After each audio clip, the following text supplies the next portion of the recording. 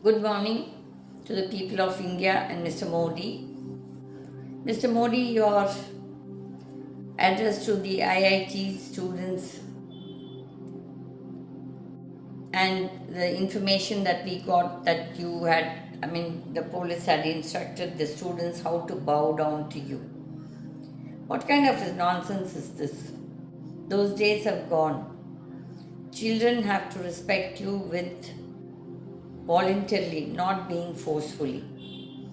And all that new drama which you are trying to do to woo the Gen Z is not going to work.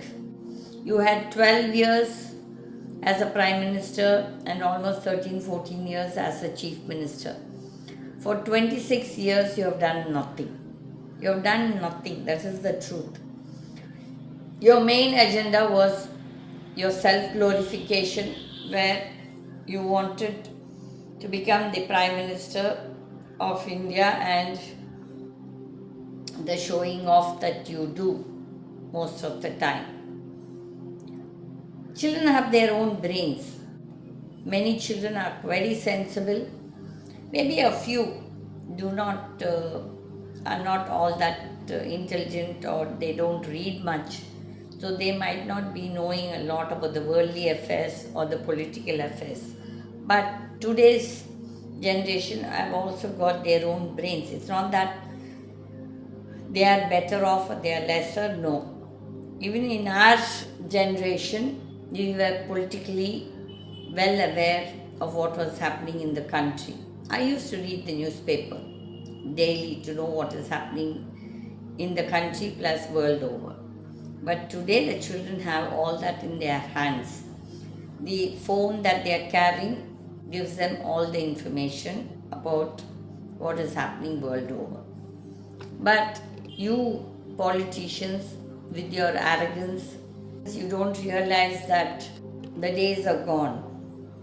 You have ignored the generations, you have pushed them to a point. That is why today they are all so angry with you. They've been patient, they've been appealing to you all, but unfortunately, all you political parties and politicians are busy in your own business, that you fail to understand the students' problems or the other people's problems, as such as the farmers, the middle class and the small industrialists. Everything is in a mess, but you don't want to accept it or take responsibility for what has gone wrong. Neither are your ministers bothered, nor are you bothered, and you people are sitting and giving lectures, which is most of the time unrelated. Now you're trying to bring the delimitation through bill through the women's bill.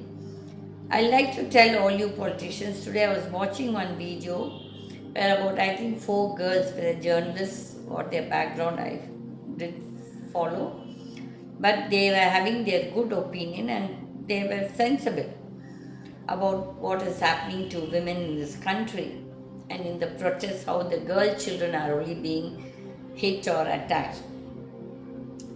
In which one lady says, this is what I have been always telling, if the political parties wish to give 50% of the seats to the women, what stops? Is there any law which is stopping them? No. Because the system is totally, what do you say, in the hands of men, it's a male dominated society, that the women are relegated to position 2. It's not as if we are not good administrators, we are not as intelligent as the men, or we are hardworking as the men. No, we are equally and sometimes more sensible, more intelligent than the men. So, if the political parties wish to give 50%, which they have failed, the lady was she was saying in a very sensible manner that even Sonia Gandhi failed, Indira Gandhi failed, and the women in many of the political parties do not fight for women. This is the truth. If, like, for example, in which I have to give a credit to the to the NTK in Tamil Nadu, headed by their leader Seeman. He has been giving always 50% of the seats to men and women, equal representation, which is good. Whether I like him personally or not is a second thing, but he is doing that. Why other political parties are failing to do? Even Mamta Banerjee never did, and the Mayavati and whoever was heading the women, like even Jayalalitha, for example, none of them had that heart to give equal representation to women. So, what is the need for a bill and wasting the time for women's reservation and blah blah blah? If you think that you want to be fair because the population is represented by 50% men and 50% women, almost equal. So, what stops? Why women should get a bill to be passed, that even for 33% when we are 50% of the population? These people have to think. They are bloody wasting the time of the parliament and the people's tax money. The second thing is this delimitation. What wrong has the people of the states done who followed the family planning? There was a time when there was a family planning and people had to have only 2 children. This the northern states didn't follow. So, in actually, what the country, the administration should do is penalize these states which did not follow, reduce their seats, and don't go by as population, and reward the states which have followed the rules and laws. So, this is the way that the country should go, not with all your population thing, because those people have no control. They are not disciplined. They don't want to follow the rule and the law in North India. So why should the southern states suffer for the wrong of the northern states? Or do these political parties, especially the BJP and Congress, have the guts that if they can divide Uttar Pradesh into 3 states where their population today is 21 crores, they can divide it into 3, and also Madhya Pradesh, one more state, and Bihar. Okay, they don't want to do that, but they keep telling, oh, we have to do delimitation, and then for that, the parliament is wasting its time, the taxpayers' money is being wasted by all the nonsense talk and the shoutings that goes on, which are a waste. These politicians who have come there have not come to serve the nation or its people. They are all there to make money, to loot the country, and to make big, businesses from the looted money. They are there to get their businesses to be passed. This is what most of the time is happening. 98 or 99% of the politicians from all various parties are the same. And if you see those political parties which field criminals into the fray, political election fray, they are the bigger crooks. They have no discipline and they are taking advantage of the rules and regulations, because the Election Commission of India is not disciplined by themselves. They are equally corrupt. Those corrupt people, what action will they take on other corrupt people when they themselves are corrupt? So, is this the need of the country today? Means no. There are a lot of economic issues, lot of other administrative issues which the country needs.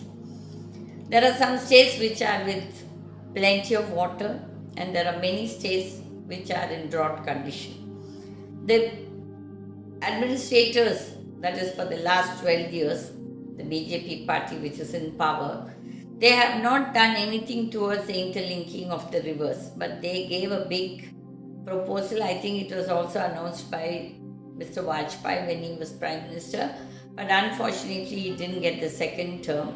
But this man Modi failed to do that.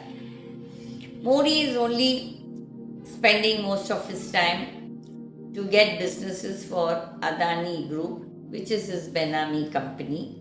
And the people are all gloating over, some people, not all people. I think if it is, 70% of the people who are the voting population, out of which only about 80% votes, and out of which only 35% are voting for Modi. So, where's the question that the majority is voting for Modi and they have to get away with it? First, this entire election system has to be changed, proper representation should be given. Nothing of that is there. But these politicians, most of them who are criminals, don't even have the locus standi to sit there in that august house. It's very sad. It is very, very sad that we in this country have to face. Be as it may be, this man Modi is not the right choice. I can't stand it when people say, who after Modi? What, as the Modi is something what, born with some horns or with he's a cat's whiskers? No, there are a lot of talented people this country has. It's unfortunate that they are honest. Because of their honesty, they don't come in the front. They are forgotten. Okay, it's not as if there are no people or persons to head this nation. Modi is a disaster. I don't know if you all remember what their BJP member, Uma Bharati, ex-Chief Minister of Madhya Pradesh, and she was one of the cabinet ministers in Modi's first cabinet. What she said, if Modi becomes the Prime Minister, it will be Sarva Vinash. And she said it rightly. I think that time I was wondering why this lady is saying like this. I didn't hate her for it, but I was wondering why she said. And I think she was absolutely right when she said those words. But then she was shunted out after some time. And then today Modi has got only his little girlies, as Dr. Swami says, whom he enjoys to be the ministers in his cabinet. It's very sad. It's very, very sad that a great country like India has to have terrible morons as administrators, and then the country and the people are suffering. The system failure. Mr. Nitin Gadkari says that we will have roads like America, bridges like Germany, and blah blah blah blah. And we are seeing what's happening to the roads and to those bridges and how much of money is being wasted. And they are having all bloody crooks as contractors who are giving big commissions to these politicians and administrators, and there is a quality failure. It is very dangerous. We don't understand that. Today we are all sitting and saying, Modi, Modi. But that Modi is a disaster for the country that people don't understand. I'm very happy that the Jantar Mantar protest, these people keep saying Gen Z, Gen Z. It is today's Gen Z. A Gen Z is there always. A Zen Alpha is all there always.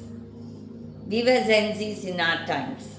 Okay? It's not as if we all wanted this protest to succeed.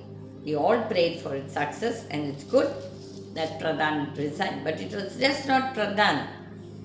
That Pradhama Mantri, the Pradhan Mantri should first resign. He is a failure. He is the egoist. He is a megalomaniac who, he thinks his self-glorification is only his main issue with him. He is only bothered about himself. What happens to the country and its people? No. They just talk. It's all talk. But whether it is in action? No. Everywhere the infrastructure is failing. The debt has gone up 100 times, I think, and nobody is talking about it. Where has the money gone? Nobody knows. This morning I was listening to some people's debate on skill development that was there in the first cabinet, like between 2014 to 19, and the minister was from Bihar. I don't know, some guy. He was there in the Janata Dal. His name, I forget his name.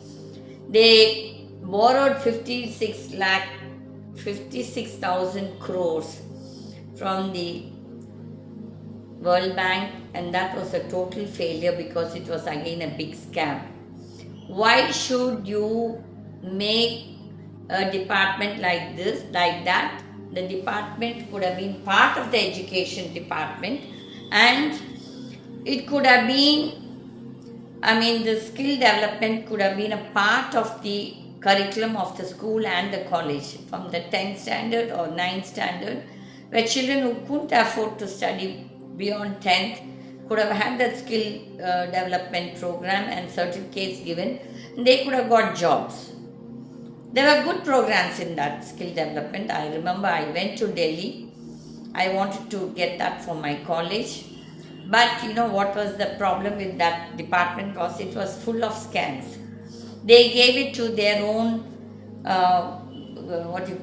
agents, and the money was given to them. And that man there himself said, "You are the first institution who says we don't want money." Yes, I only wanted the program, and we would spend that for the students. Or if at all the government wanted to give some incentive to the students to come to this program, they could have given to the students. I have no issues about that. But there was no need because the students were benefiting, they were getting free. And the institutions could have done that because we were doing that as, as voluntary VOC programs or something. Okay? And many of the colleges, I think industries took up this program. What was the need for industries? They should have given it to the schools. They could have introduced that skill program especially in the government schools, village schools, where those children would have benefited, whoever couldn't afford further education or who was weak in their studies. But then that program was all forgotten after that. On skill development, Mr. Modi was jumping about. And that minister, I think Rathod, if I'm not Rathod, or no, not Rathod. Rathod was from Rajasthan. This man was from Bihar. I forget his name. Anyway, and you could never meet him. I really wanted to tell him, don't waste the money of the government. Don't borrow money for this. Skill development could have been introduced as a subject, as once a week or twice a week program, and the children could have benefited as fitters, as AC mechanics, as all these telephone towers, cell towers, and then so many programs, cooking, stitching, all that could have been introduced. But today, do we have needlework in our schools? No, we don't have needlework. There is a lot of scope in tailoring and designing, which we go as a subject in the college. But this can be provided at the lowest classes, and children will if they have an aptitude for it, they will learn it. So it is very sad that who are our people who are planning our education policies are all bloody morons. People with patriarchal attitudes from the RSS, many of them are appointed onto these as vice chancellors of universities and all these places of study, and with their big fat ego, they spoil the entire program. So, Mr. Modi, stop all your ranting of, Beti Padhao, Beti Bachao, and blah blah blah. There are so many things you have forgotten because you have introduced 101, like Atmanirbhar, and then you say Make in India. Make in India, we all had factories. Our country can produce those tanks, the aircrafts. When we can go to the moon, we can send a satellite to the moon. You mean to say we can't make aircrafts? We can't make those guns? It is just those IAS officers sitting in the Delhi corridor who want to make commission, the ministers who want to make commission. They don't want this country to develop. We could have developed all those industries, it's not as if we cannot. We only had one Fiat car and one Ambassador car. The Fiat car was promoted by the Italian company. And after that, now we have so many companies which have come manufacturing cars. Now, the Ukrainians have showed that we can even fight with the drones. So why should you go for those big expensive aircrafts where we can use the drones? But then this country doesn't want any intelligent person to talk or to say anything positive. We are very intelligent, we have a lot of intelligent children, youngsters, college going people from the IIT and everywhere. Many of them lose hope in this country and they go abroad, and many of them are scientists in the NASA. When they can do it there, why can't they do it here? The most unfortunate thing is, whether it's the Congress government or the BJP government, none of them give encouragement for this, because those IAS officers, the crooks, the main crooks of the country, corrupt crooks, they don't want development here because they will not get their commission, you see. This is the saddest part of this country, that I have a lot of ideas. I really sometimes, I do it in my school and college, I implement, I don't just follow only the syllabus. Because many a time, the syllabuses by the so-called great universities are rubbish to be dumped into the waste paper basket. It is the truth. I don't care what anybody thinks about me, because I have been in the education thing, and I was a university rank holder in my undergraduation, and I don't believe that you should make education a business. But today, unfortunately, this country, the most lucrative business after politics is education and hospitals. Very sad, very, very sad. And the industries are suffering because they don't get investment from the banks, they don't get proper timely loans, and then the farmers, who are the worst affected people of this country. Mr. Modi, stop all your ranting. If you really love this Bharat Mata Ki Jai as you shout, then start working, start acting. Otherwise, the people will kick you out, as my Krishna says. My Krishna says that you will be destroyed, and that will happen. And I think I will see it. I don't care what you think about me, because my Krishna says, I am asking you to speak, and you speak the truth. Thank you.